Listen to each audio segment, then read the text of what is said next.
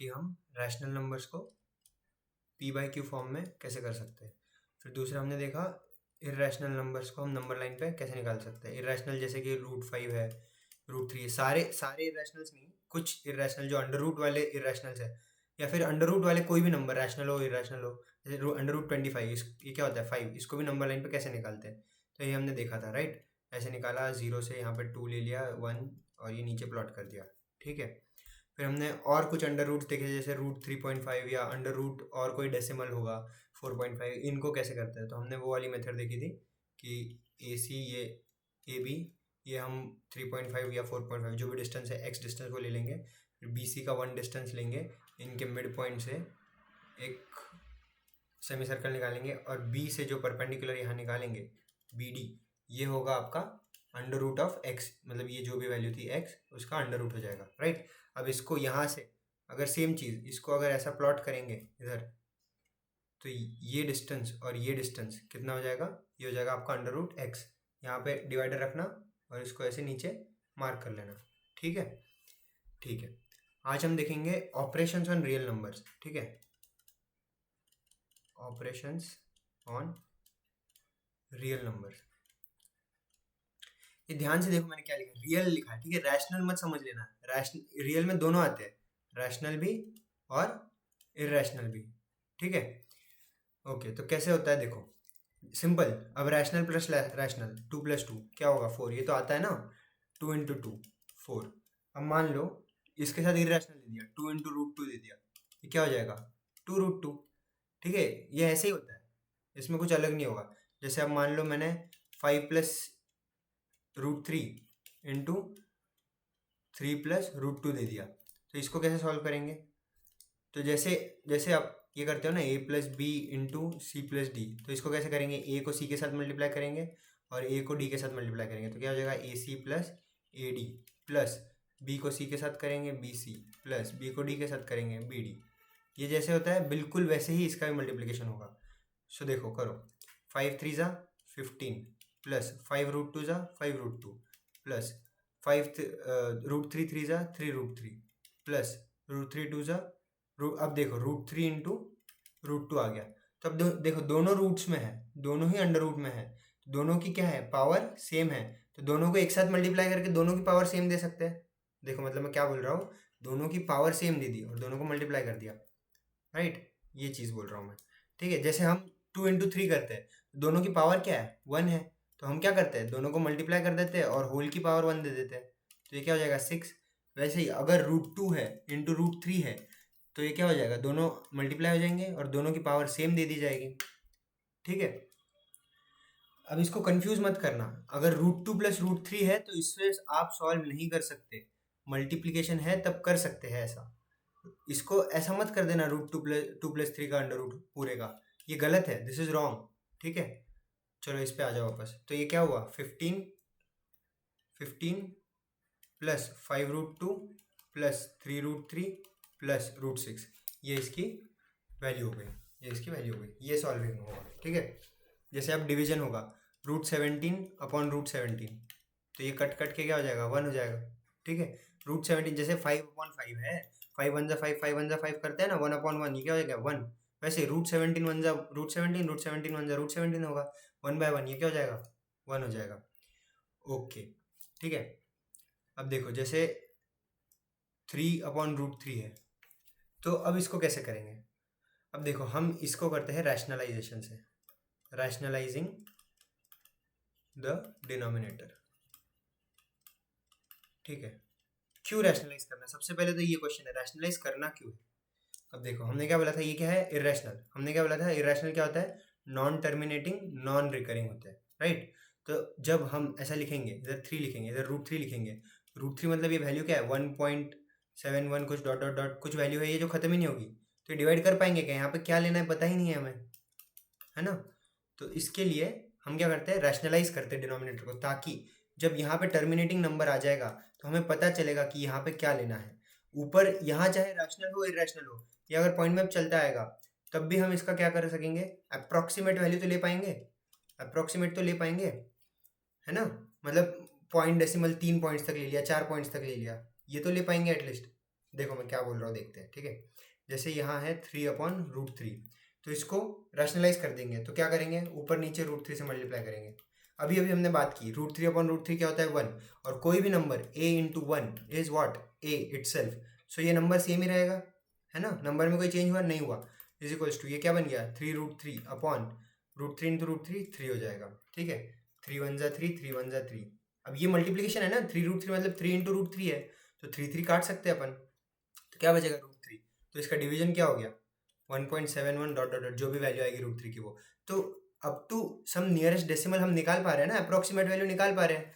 3/√3 की निकाल पा रहे थे क्या, नहीं निकाल पा रहे थे, हमें नहीं पता था कि कितने से मल्टीप्लाई करना है। चलो पहली बार 1 से भी कर लेते, लेकिन बाद में किससे सब्ट्रैक्ट क्या करना है, नीचे क्या आएगा ऊपर।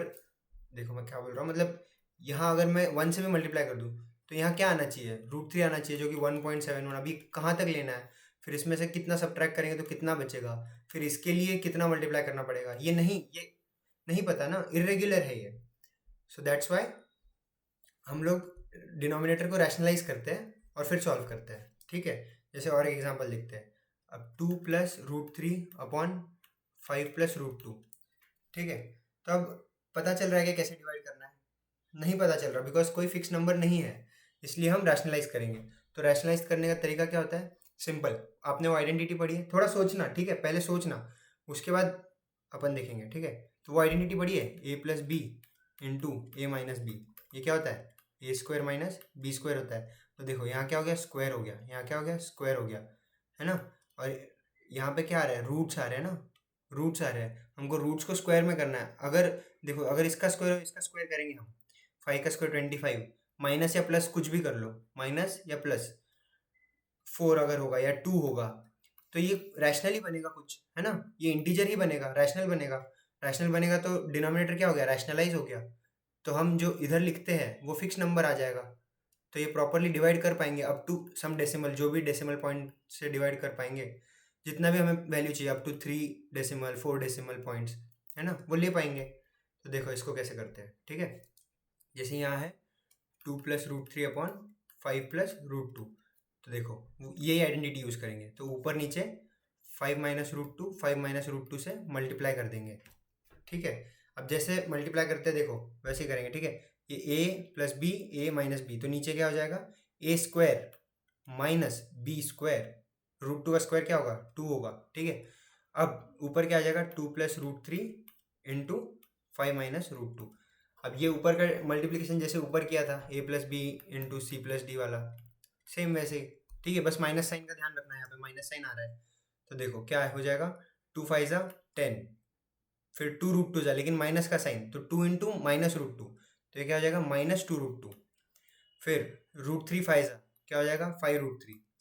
फिर √3 - √2, ये क्या हो जाएगा, -√6 अपॉन 25 - 2 कितना हो गया, 23। नीचे एक फिक्स नंबर आ गया, ठीक है, नीचे एक फिक्स नंबर आ गया, तो आप डिवाइड कर सकते हो। अभी इसको ऐसे भी कर सकते हैं ना, 10/23 -2 √2/23 प्लस 5 √3 -√6/23, सबका individual value up to suppose आपको 4 डेसिमल तक चाहिए, तो 4 डेसिमल तक वैल्यू निकाल लो इन सब की, है ना, और सॉल्व कर लो। चलो और एक एग्जांपल देखते हैं। जैसे मान लो √3 - √6 अपॉन √3 प्लस √6 है, ठीक है। तो ये क्या हो जाएगा, ऊपर नीचे √3 - 6 से मल्टीप्लाई कर दो, √3 - 6 √3 - 6 और √3 - √6, ठीक है। अब मल्टीप्लाई करो, क्या हो जाएगा, ऊपर क्या हो गया, a - b दोनों भी a - b, तो a - b का होल स्क्वायर हो जाएगा। तो ये क्या हो जाएगा, a - b का होल स्क्वायर क्या होता है, a² + b² -2ab होता है, राइट। और नीचे वही identity a + b into a - b, a + b into a - b। अगर आइडेंटिटीज नहीं आते ना, तो भैया पहले आइडेंटिटी सीख लो, ये सब कोई मतलब नहीं है सब करके, ठीक है। ठीक है, ये a² - b² हो जाएगा, ठीक है।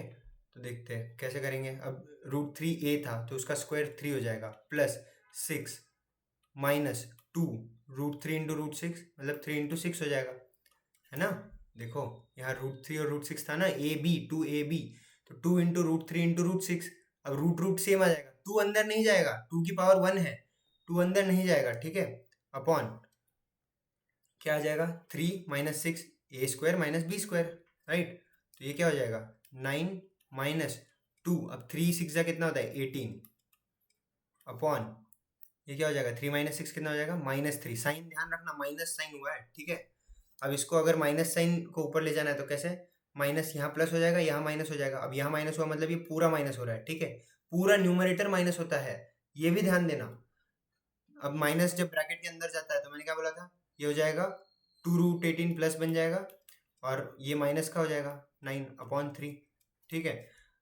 अब इसको और भी कैसे सॉल्व कर सकते हैं, देखो √18, ठीक है। 18 को कैसे लिख सकते हैं, 18 इज 9 इंटू 2, तो 2 इंटू √9 इंटू 2, ये पूरे का रूट -9/3 ऐसे लिख सकते हैं, ठीक है। ये सिंप्लीफिकेशन बता रहा हूँ मैं थोड़ा सा, ठीक है। ध्यान देना कैसे सिंप्लीफाई हो रहा है। 2 इंटू, अब √9 और √2 को ऐसे भी लिख सकते हैं, √9 इंटू √2, तो लिख दो √9 इंटू √2 -9/3। अब √9 को हम 3 भी लिख सकते हैं, तो ये क्या हो जाएगा 2 इंटू 3 इंटू √2 -9/3, ठीक है। अब ये √2 क्या हो सकता है, √2 कुछ नहीं हो सकता, 2 इंटू 3 क्या हो सकता है 6 हो सकता है, तो 6√2 -9/3। अब 3 को डिवाइड कर लो, 3 1 जा 3। अब ये पूरे में से 3 डिवाइड होता है, ठीक है, एक में से मत कर देना। 3 1 जा 3, 3 2 जा और 3 3 जा। ये नहीं समझ आ रहा है तो अलग कर लो इनको, ऐसा अलग कर लो और फिर सॉल्व करो। 3 1 जा 3 2 जा, 3 1 जा 3 3 जा, तो ये क्या हो जाएगा, फाइनल आंसर क्या हो जाएगा 2√2 माइनस, यहाँ से देखो 2√2, ये 1 हो गया, नीचे नीचे कुछ नहीं बचा, तो नीचे अपॉन 1 है और 3/1 है, तो 1 नहीं भी लिखा चलेगा। तो आंसर क्या आएगा 2√2 -3। यहाँ पे भी वैसा ही था, 3 1 जा 3, 3 2 जा हो रहा था ये, और ये 3 जा हो रहा था, तो नीचे का 1 हो गया न्यूमरेटर में, ऊपर 2√2 -3 बचा, ठीक है। चलो कुछ होमवर्क क्वेश्चन देता हूँ, ट्राई करना। √5 प्लस √3 अपॉन √2, ठीक है। फिर √15 प्लस √13 अपॉन √15 प्लस √17, और एक क्वेश्चन देते हैं 2 + 3 अपॉन √3 प्लस √2, ठीक है। ये तीनों क्वेश्चन सॉल्व करना, होमवर्क क्वेश्चन मिलते हैं।